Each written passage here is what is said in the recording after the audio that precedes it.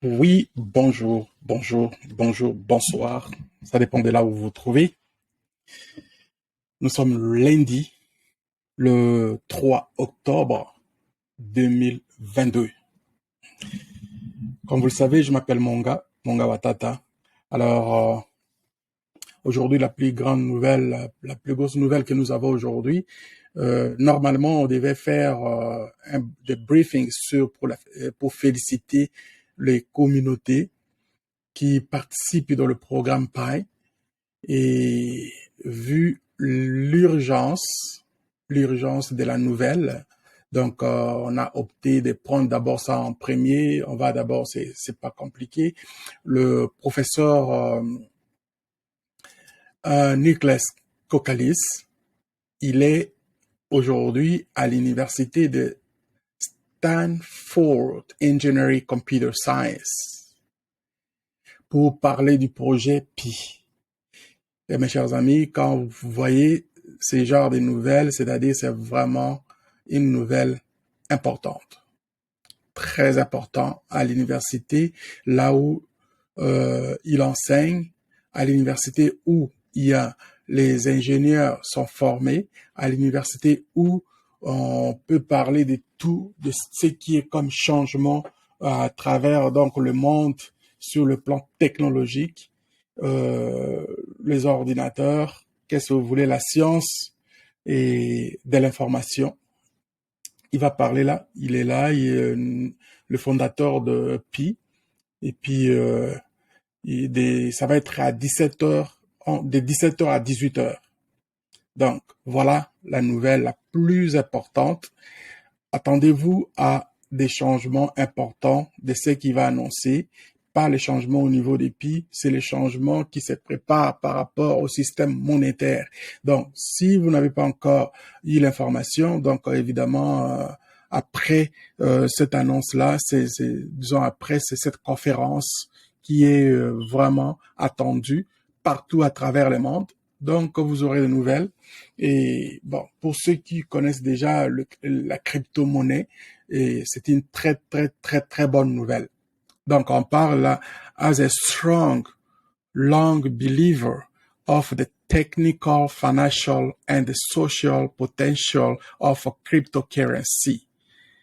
I'm still, oh, oh, donc, vous attendez, vous allez voir, c'est-à-dire c'est la vibration qui attend pour expliquer ce programme. Je pense que il y a même pas de quoi à parler, il y a même pas de quoi expliquer plus, parce que le programme depuis qu'il a mis ça en marche, les études ont commencé, je pense, depuis un certain temps, mais on peut parler de 2017, mais 2019, c'est là où les gens ont commencé à faire donc le minage.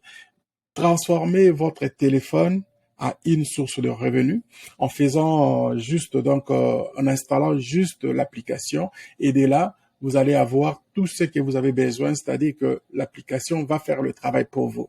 L'application va commencer à miner. Le mining qu'il va faire, il est gratuit au départ, mais ces cryptos que vous allez recevoir, c'est des pièces, c'est plus que des pièces d'or. Donc, en ce moment, la vibration est partie de partout dans le monde. De partout dans le monde, quand je parle partout dans le monde, c'est-à-dire c'est un écosystème qui est installé en place pour couvrir la planète. Et qu'est-ce qu'il explique de ce que j'ai vu dans le projet, de ce qu'il est en train de dire, de ce qu'il est en train de faire? C'est-à-dire que c'est un écosystème. L'écosystème qui va faire en sorte que la circulation monétaire, la circulation de ces tokens ne sera pas juste à une place déterminée, ne sera pas juste à un endroit clos, ça sera pas juste à un continent, ça sera pas juste à un pays, ça va être sur le plan global. Et les marchands se sont engagés. Les marchands, c'est des gens qui ont les biens de valeur. Et ceux qui ont des tokens vont aller chercher. Je calcule, je regarde par exemple les gens qui partent de l'Afrique pour aller acheter disons les stocks en Chine généralement. Donc ils ont besoin de ces matériels-là pour revendre. Et maintenant, avec cet écosystème, je pense qu'on peut aider, ça, on peut résoudre beaucoup de problèmes, beaucoup de choses sur le plan des douanes. On peut résoudre encore sur le prix quand ils vont là-bas.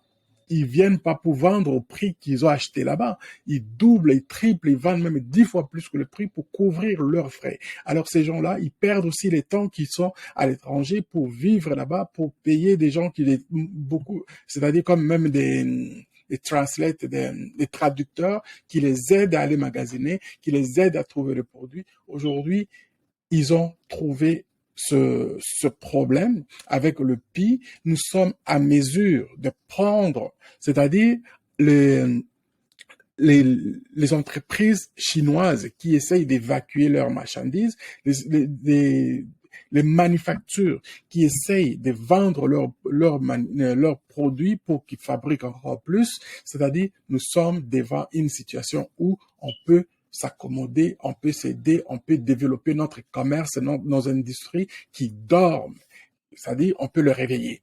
On peut acheter, non seulement pour acheter, mais pour revendre à des prix qui sont des prix normaux.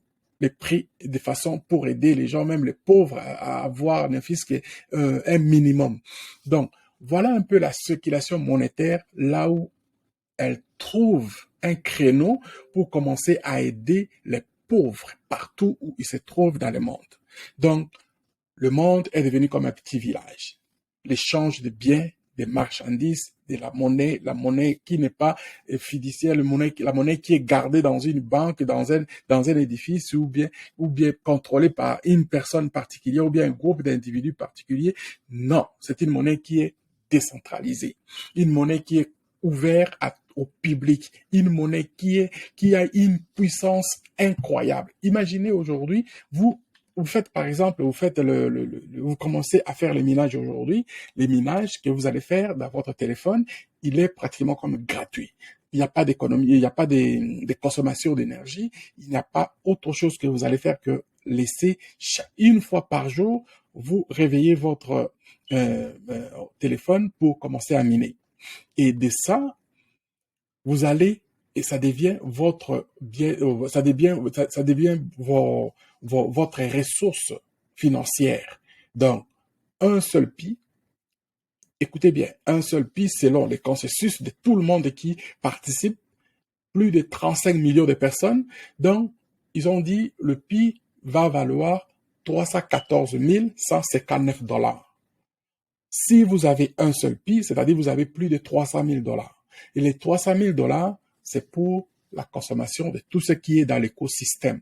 Si vous voulez garder dans l'écosystème, vous allez gagner encore plus. Mais maintenant, c'est un peu difficile parce que bon, il y a d'autres personnes qui n'ont pas compris au départ. Ils veulent maintenant que le pi aille dans le marché d'échange. Si ça va dans les marchés d'échange, les pi ne va pas commencer à être tradé au prix des maximums des consensus tels que ils ont fixé.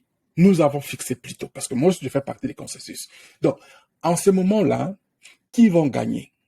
Ce sont des riches, des gens qui ont déjà contrôlé l'économie, qui vont venir vous dire aujourd'hui, oh, vous avez faim, vous n'avez pas encore assez d'argent, vous avez peut-être 100 pi, et c'est pas grave. On peut commencer à acheter vos pi à 10 $, à 100 $, à 200 $, à 1000 $. Vous, en ce moment-là, vous pensez que vous allez vous faire de l'argent. Vous n'allez pas vous faire de l'argent. Vous allez vous faire avoir. Imaginez le Bitcoin quand il est rentré dans le marché en 2008, 2009, 2010.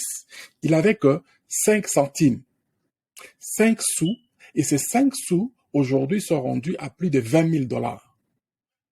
Et encore plus, l'année passée, Bitcoin est allé frôler 70 000 $.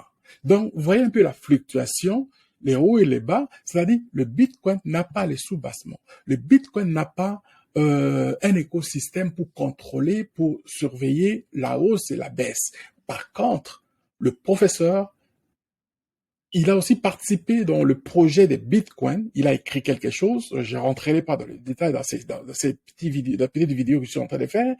Donc, il a vu le faille que le Bitcoin a fait. Mais le Bitcoin a fait un bon travail. Mais le failles, on est qu'ils n'ont pas préparé un écosystème pour contrôler l'économie. Alors, il est revenu plus de 10 ans plus tard pour mettre ce qu'ils ont mis aujourd'hui, on appelle Pi Network. Le Pi, aujourd'hui, il va contrôler l'économie sur le plan global. Regardez bien ce qui se passe. Les marchands à travers le monde sont embarqués pour prendre des Pi. Avec quel prix? Le prix des consensus, qui est de 314 159 $. Et maintenant, qu'est-ce qui arrive? Eux, ils vont maintenant stabiliser le prix, c'est-à-dire que tout le monde qui va aller acheter, peu importe où vous vous trouvez, vous allez utiliser ce qu'on a comme converteur. Le converteur, c'est-à-dire c'est une calculatrice dans laquelle on fait la même chose comme on a fait avec le Bitcoin. Le Bitcoin c'est les 0.000, vous allez apprendre. Il faut pas avoir peur d'apprendre. Ce n'est pas quelque chose de magique, mais vous allez apprendre. On va être là pour aider ceux qui aussi sont dans les besoins. Alors, les gens vont commencer à consommer à ce prix-là. Les voitures Tesla, c'est déjà positionné pour vendre ces voitures avec le Pi. En Chine, la Mercedes a signé des contrats pour vendre les voitures en prenant le Pi. Et qu'est-ce que vous pensez que ça va arriver ailleurs? C'est la même chose qui va se faire. Tout le monde va s'associer pour dire que nous allons utiliser cette monnaie qui a une grande valeur. Et d'autant plus que les temps où on prenait les dollars partout, dans tous les domaines, sur le plan international, les dollars dominaient. Et aujourd'hui, on est dans une situation où les dollars ne va plus le faire. Donc aujourd'hui, la puissance revient maintenant à ce que nous avons comme système aujourd'hui, c'est le Pi. Mes chers amis, je ne vais pas prendre beaucoup de temps à ce genre d'informations, parce qu'on en a tellement, on a tellement d'informations que il faut commencer à couper petit à petit. Comme nos amis de l'Afrique, ils m'ont écrit beaucoup, ils m'ont parlé beaucoup. Essayez de diminuer un peu le nombre de minutes, comme ça, nous aussi, on va avoir le temps de vous suivre régulièrement, et c'est ce que nous allons faire. Je vous laisse sur ces deux informations, sur ces informations, c'est-à-dire deux en particulier que je viens de mentionner, c'est-à-dire aujourd'hui, le professeur Niklas Kokalis est à l'université Stanford pour parler de projet Pi. Nous allons avoir les informations dans la soirée de ce qu'il a dit, les contenus et de ce que le monde aussi estudiantine va prendre. Puisque c'est là où les choses se décident. Les étudiants, quand ils prennent, c'est comme un spread. Ça va se propager comme vous ne pouvez pas savoir parce que ils sont les premiers qui sont dans une situation où ils étudient, ils finissent, après tout, ils vont aller chercher du boulot pour que quelqu'un commence à leur donner des miettes. Donc, eux, ils veulent aussi faire partie, prendre leur part de gâteau, piece of the pie.